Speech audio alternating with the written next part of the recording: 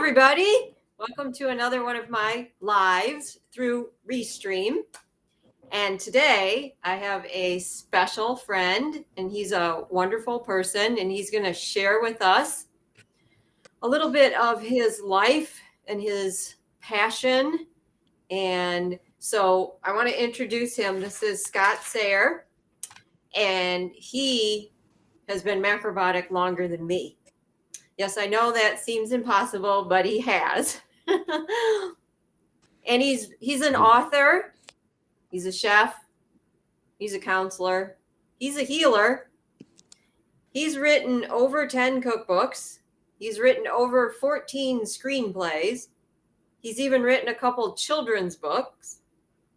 Now, he did go to the Kushi Institute, and he also went to the East-West Center. He has a huge passion for helping other people. And he also has a huge passion for working with kids and teaching kids, which I also have that passion too. So that's a lot of fun. So welcome, Scott, to the live feed. How are you doing today?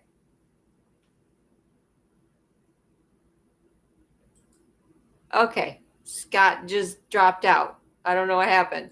Oh my. Oh, here he is again. Great. Can you hear me now? Yeah, actually you dropped out of the feed for some reason. So that was odd. It went to a different place. I think it went to Oz. I had to tap my feet together 3 times to get back here to Kansas. Sometimes that happens. Yeah. Yeah. So yeah, I after that introduction, man, I think I should retire. It's such a pleasure to see you as we do, as we do, and to let folks know that if you are, especially if you're in the Michigan area and you're feeling there's some bad physical stuff going on for you, and it's been gathering for a while. You don't need to, but it would really help your healing to talk to Val. She's an amazing healer. As she mentioned, I've been macrobiotic since I think it's 1988, and that's just because I'm really old. But I have learned so much from that journey that I love to share it with folks and my other journeys too. Yeah, and so if you have gotten my latest cookbook, Simply Healthy Scrumptious Dessert, Scott wrote the foreword to it, a very beautiful foreword in there. And so what is your first passion, Scott? Is it cooking? Is it writing? Is it teaching? What do you think your first passion is? I'm pretty sure my first passion is sleeping. I love to sleep, and I try to get 10 hours of sleep at night, and I take a nap during the day, so I'm well rested at all times. But I'm not sure. I actually substituted for 4th grade yesterday, and the kids asked me, which do you prefer, writing or teaching?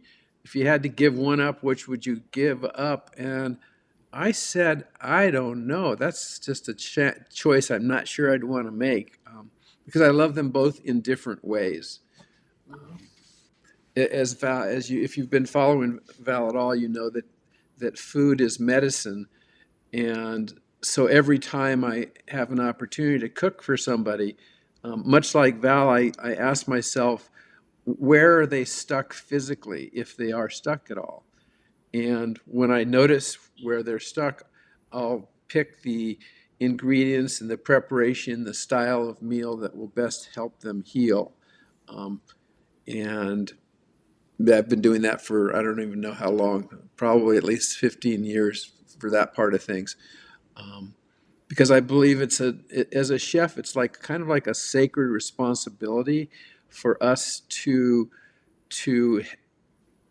rise up to the fullest stature we can be as chefs, which is that we can help others to heal from conditions which they think are unhealable.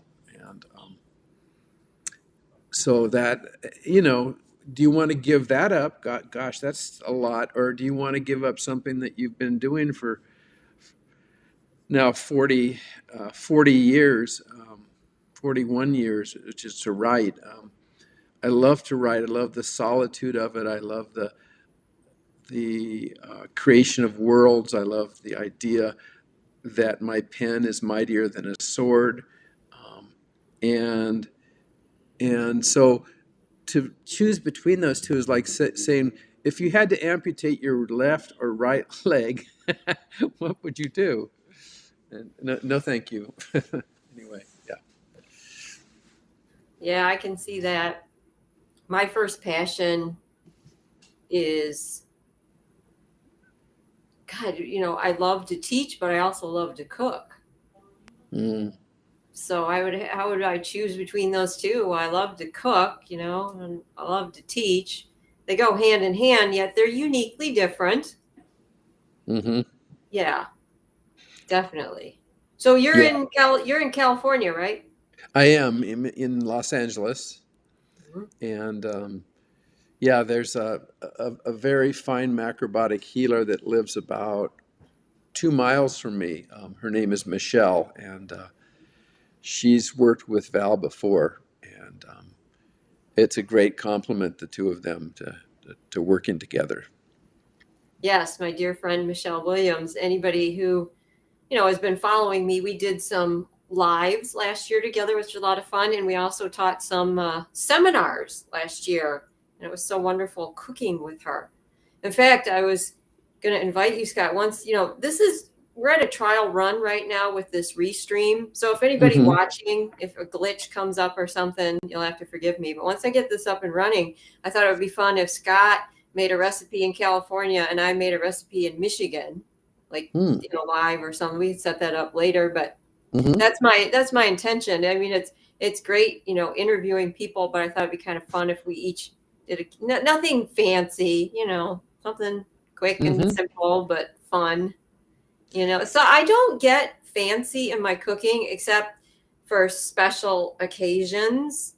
I really like the simple dishes with less ingredients because I think more people are going to want to make the recipes if there's less ingredients in it.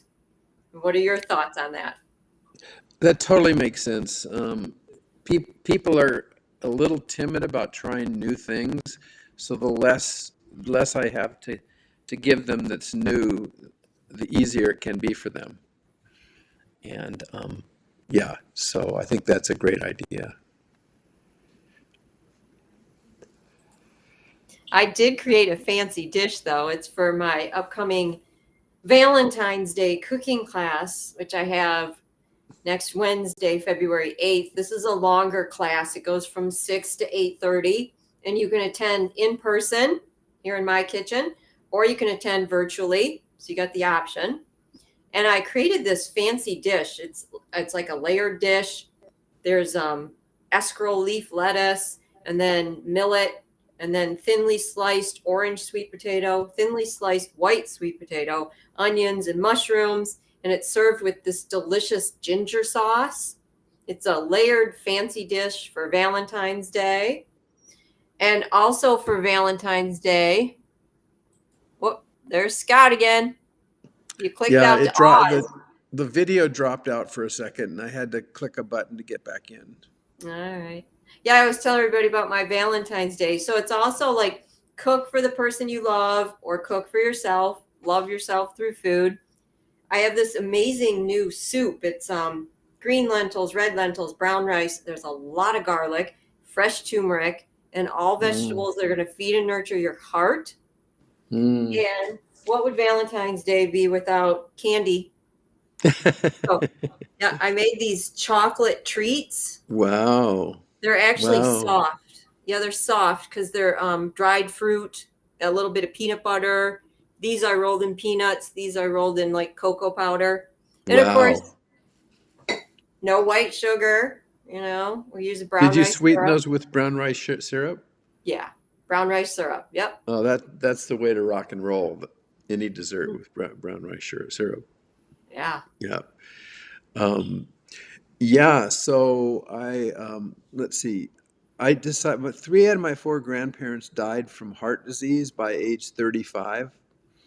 And so when I was in my early 30s and noticing, some difficulty, I talked to a woman in Boston. It was the early part of the winter, and we were walking from the T stop, and I said, "Well, I keep getting colds here in Boston," and she said, "Really?" And I said, "Yeah." She said, I haven't had a cold in 10 years," and I said, "Really? What do you do?" And what she said is, I use something called macrobiotics, and she told me about a book called this is the Macrobiotic Way by Michio Kushi, which is like a foundational book. And I read it and I was just hooked, because it's not just like eat celery, eat this, eat that. It's like, what are the energetic properties of things? How do they work? What is the long term Eastern science of it? It was fascinating to me. It's like, like a whole world opened up, and probably something similar for Val. But once I discovered that, I was like, "Wow, this is amazing!" And I started eating like it very, very simply for my Boston time, and which was 6 years, and I didn't have any colds. I was able without any training at all because of the macrobiotic, um, taking care of my lungs. I was able to run 2 to 3 miles with no training. It was a miracle. It was really, I was in such good shape. Amazing. And yeah, so that's what's offered when you take one of Val's classes. It seems like it's just a recipe, but as she explains it, you begin to see it's a part of a way of thinking about food, thinking about your world and yourself and your relationship to health. So, I would say take as many classes as you can of hers, because her video presentations are wonderful, and her knowledge is incredibly deep on this subject. It almost doesn't have an end because it is part of a natural process. So yeah. Well, thank you for those kind words. Yeah, that's what I was drawn to macrobiotics because of the philosophy of the energy, which Mhm. many people they don't get that. And that's Mm, fine. That's fine, just eat as close to nature as possible, healthy, whole foods that haven't been sprayed with chemicals. But then the energy of it is what drew me to it. And then the more you study about it and the more you observe, because observing is studying, you mm. see this energy in nature all over the place, these two opposite energies that come together. You see it in nature, you see it everywhere you look because everything's made up of energy. And yeah, I think what makes macrobiotics stand by itself, although Oriental medicine also incorporates that, but it's all kind of, grouped Mm, together. But mhm. it goes above and beyond, the energy and the energies of the organs and the emotions that are associated and how to heal the body.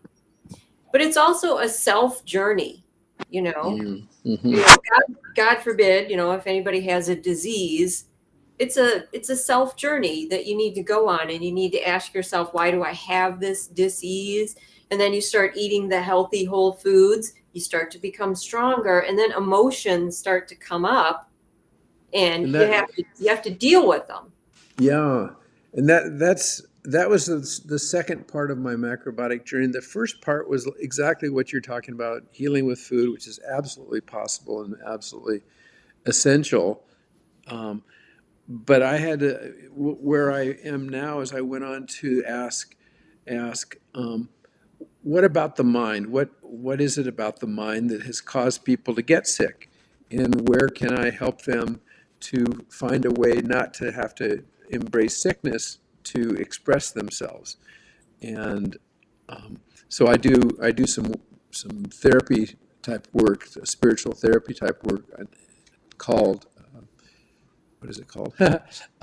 Sponsoring thought first injury healing, and it's about going back to that first initial injury when we're a very young child and rewiring that so it no longer controls our life. And then when we do the macrobiotics and we find that wonderful boost of energy in that whole thing that macrobiotics offer, we can stay with it.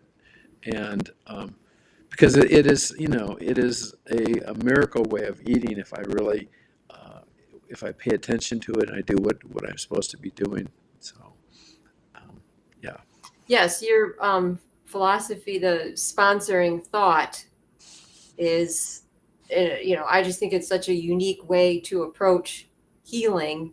And I know, reflecting on my life, your sponsoring thought is huge. It Mhm. contributes to everything else that, is going on in your life, everything that's happened in your life. And you need to reflect. And so you talk about the sponsoring thought. Isn't that in your new book that you're currently writing? Yes, it's in the book I wrote in this. Oh, Scott dropped out again, but he will be back. We'll just give him a minute here. Oh, there he is again. Back.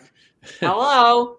The sponsoring thought book is very unique. I wrote it in 2001 by sitting by the edge of a stream, and for 60 straight days for 4 or 5 hours a day I would sit by the edge of that stream and wait for inspiration to come and write it down with a longhand with a pen. And so at the end of the 60 days, I had over 300 pages worth of material. Actually, it was 284, but I added 16. But anyway, it was written longhand. I needed to take that home to the computer and type it up and then get edits. And I'm still in the process of something called developmental edits, which is like putting things in the correct sequence and order that they make all kinds of sense.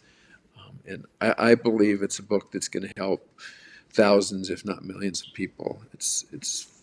Um, I've never really seen something that talks so clearly to so many people. Yeah, I believe so. And I wanted to touch on, like, I met Scott through Michelle Williams, but also we have this group, and our focus is on love, healing. What's the third one? Service. Service. Yeah. So, what what is love to you, Scott? Oh, that's an easy subject, huh? um, uh, um, well, Martin Luther King said that the bend of history is towards justice. And the reason he said that was because he believed the architecture of the universe is made up of love.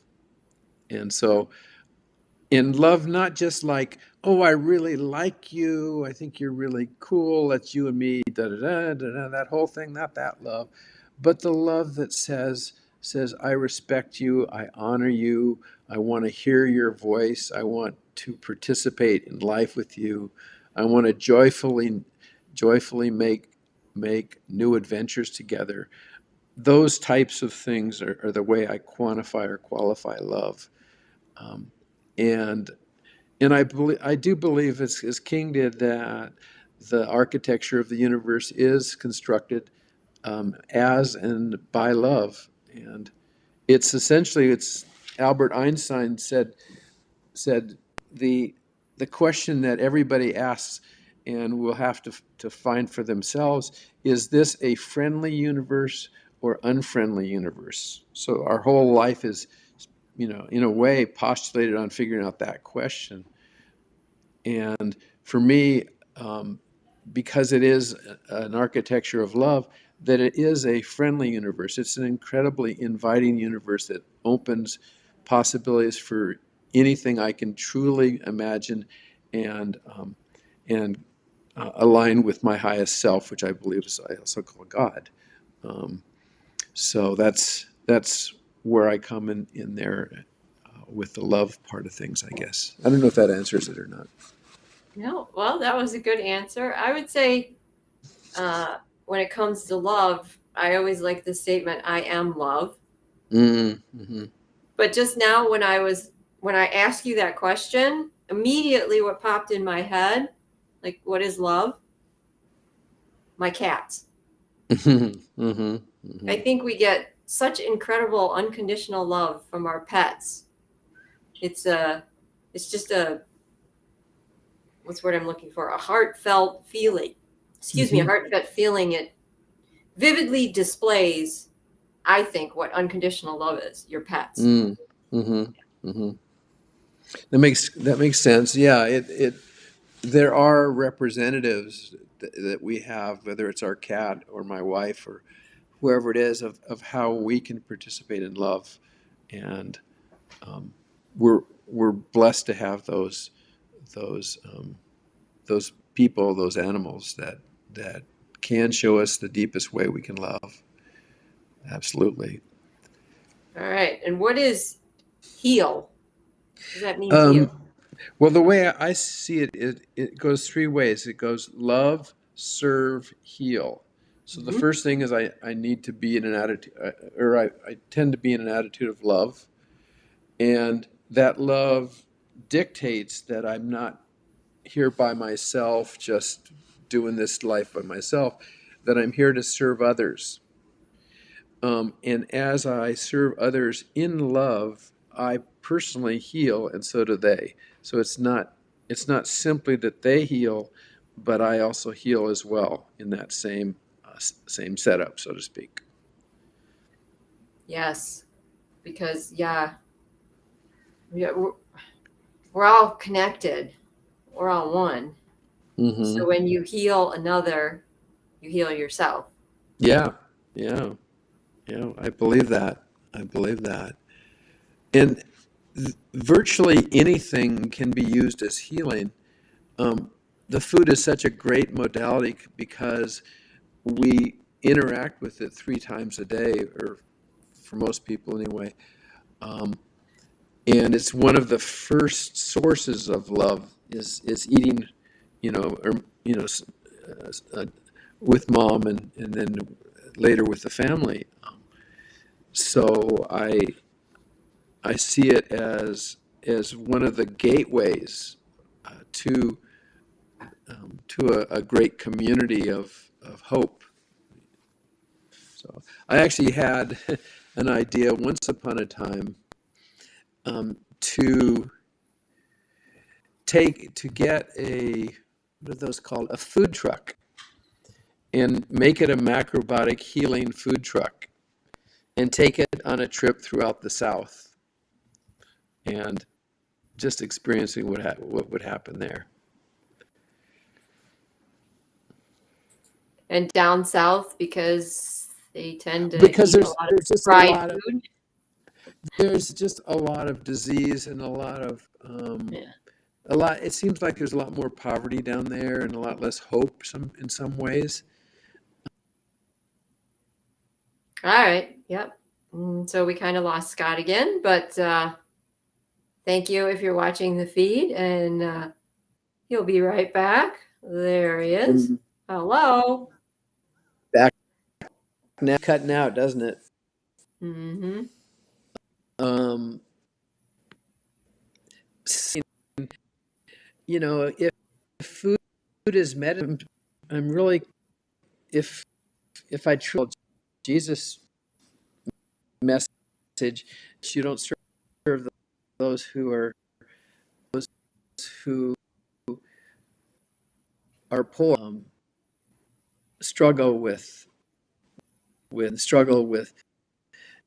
accepting love. That situation, um, all the way around. So I don't know if I'm still thinking about that.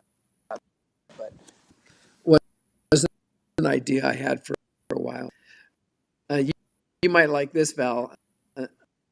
Was to create a virtual restaurant.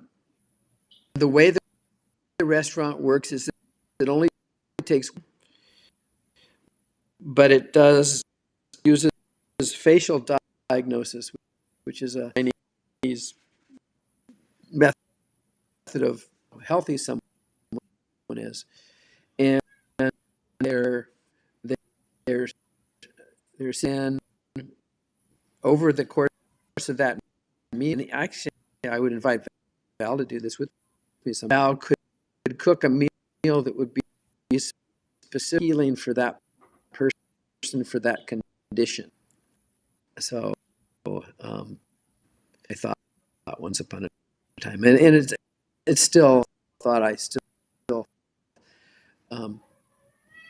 it would be really fun to do that, especially with um, yeah. So Yeah, that's a neat concept that you came up with. So we both love food. We both cook with food. What's your favorite ingredient to cook with? um, is kuzu, a Yeah. starch, a white starch grown on the hills of Japan, and typically to a depth of 18 feet, um, deep into the volcanic substrate, pulls up enormous amounts that are not available typically to this little root, part of a healing for our alcoholics. They also use it for helping myself if to overcome heart. It has thousands of different uses. All of them are medicinal, and it's really little substance comes from a thing called Eden. From sometimes some kuzu. You use that sometimes, Val? Yeah, I use kudzu quite often. I use arrowroot also to help thicken things, Mm, but I especially use kudzu if somebody's over acidic, right. or if they have if if I ever have a headache, I make myself dissolve the kudzu and do the kudzu drink. That always helps. Do you make it with that? How do I make it? No, yeah. Which that do you put in that? Well, I usually take a little bit of kudzu and dissolve it in room temperature water, just a little bit. And then I pour hot kakusha twig tea over that. Okay. You can mix that up and drink it, although sometimes I put just a small pinch of ume plum paste in there too and dissolve it. Mm-hmm. I like that Mm-hmm. flavor and drink it down. Some people put a dash of tamari in it too. No, I usually don't do that. I usually do the umeboshi, but that kudzu and Mm-hmm. everything, that Mm-hmm. really helps. Yeah. This was a macrobiotic person told me about this one. Another way to do it, which is you take a small amount and you put it in a pan and or a pot and make it hot. A um, a mint tea berry yin substance to it, which pulls it down, and for overcoming uh, times overcoming. I've used it for migraine stuff, migraine headaches, and whatnot. Yeah. For some reason your voice is like cutting out, but then it comes back in. I Oh, think I got all that. You said kudzu, and did you say mint tea? Uh, yeah, mint. Um, yeah, actually, cinnamon, not mint tea. Apple juice with egg and add in a little bit of. It's a Mhm. very yin pulls it back because the kuzu centers. It's kind of an interesting drink, and it has helped people that have had. They've told me that they were able to overcome that drink. Yeah, that's awesome. Hey, we're talking about the healing properties of food. So I just wanted to mention I have a 3-week series coming up, and it's called Healing with Food, Compresses, Poultices, Teas, and More. Saturday, February 11th, February 18th, February 25th. It's from 11 a.m. to 12:30 p.m. That's Eastern Standard Time here in Michigan. And the idea is to use food that you have in your house to help heal the body, so you don't have to use some type of chemical, or if it's not life threatening, you can do it here in your house. You don't need to go to the hospital right now, and that's always an unpleasant experience, going to the hospital. And so I'm going to touch on topics like skin conditions, swelling, wound healing, sty in the eye. The first week, the Scott's back. The first week is going to be onions and garlic. Woo-hoo. The second week is going to be aloe, Yum. comfrey. And the third week is going to be what? Ginger and ginger. Mm-hmm. And my favorite, turmeric. Oh Fresh. yeah. Wow, that sounds incredible. I wish I was off during those times, but Well, you know what? If anybody listening, or if you, Scott, want to attend, all of these classes will be recorded. If you sign up for the classes, you're going to get sent the information. There's going to be an information pack, and I'm going to send it to everybody who signs up before the class. So if they want to go out in the store and they want to buy the products to make the poultices or the compress with me in the class, they can do that. They can follow along. And then after the class is over with, I'm going to send everybody the recording. Whether you attend the class live or you can't attend it live, you're going to get the recording. So I think this is so much wonderful information. Everybody needs to have this information. So you're going to have it, the recording, you'll be able to access, whenever you need to. And I'm hoping that, after this series is over with, maybe later on in the year, I'll teach even more using more things, because I'm sure you do this too. Like, if you were to come into my house, I have no quote unquote medicine in my medicine cabinet. I have umeboshi plum paste. I have all those things I just mentioned. I have mm-hmm. maybe some herbal tinctures, tea tree oil, but I don't have Tylenol or anything. And I haven't Mm-hmm. for over 26 years, because food is medicine. This is what you use. Yes. Yeah, I can't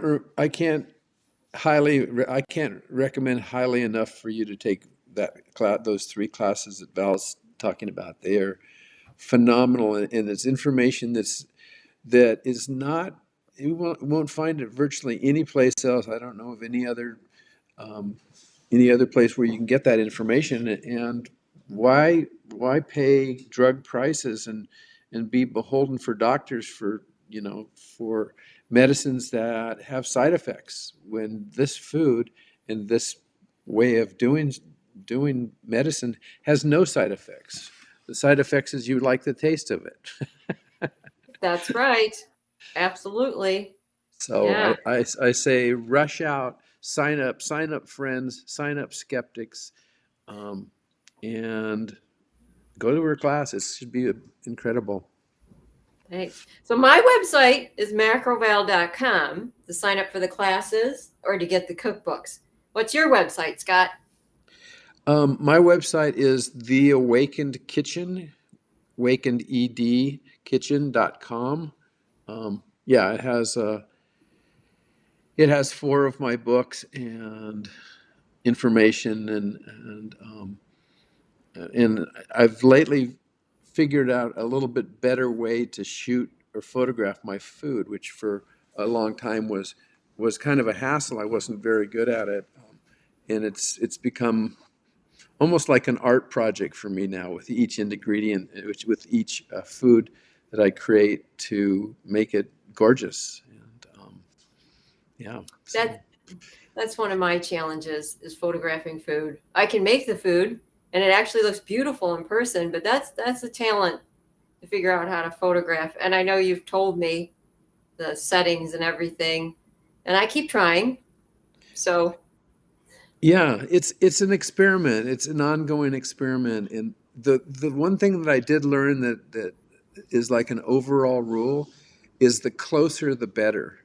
So I don't want to be too far away from the food because it's not going to really show up with all its ingredients and whatnot. So I try to get incredibly close to the food and shoot it from there and pretend that it's a piece of art to be hung in the Louvre somewhere, and try to manipulate it with the settings on my iPhone, which is this edit settings and stuff. I keep these things keep popping into my head that I wasn't planning on asking you, but I just okay. So I've created, and I'm sure you have too. I mean, I can't even imagine if I was to count how many recipes I've created. It has to be at least 10,000. I don't know. Right. So out of all the recipes you've created, Scott, what's your favorite? Your original recipe. What's your favorite recipe you've ever created? Oh, that's difficult. I know. I was thinking the same thing. That's difficult. Right, right.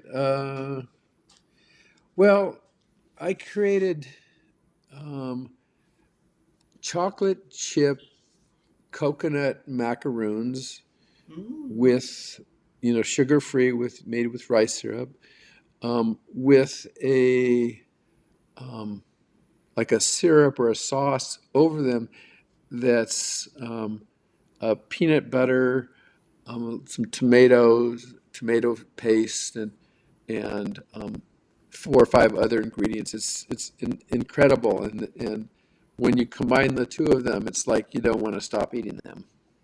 So I absolutely love chocolate and peanut butter. It's my favorite dessert combo. But then Right? you threw a little bit of tomato paste in there, and I went, how is that complimentary? I don't know. That's unique.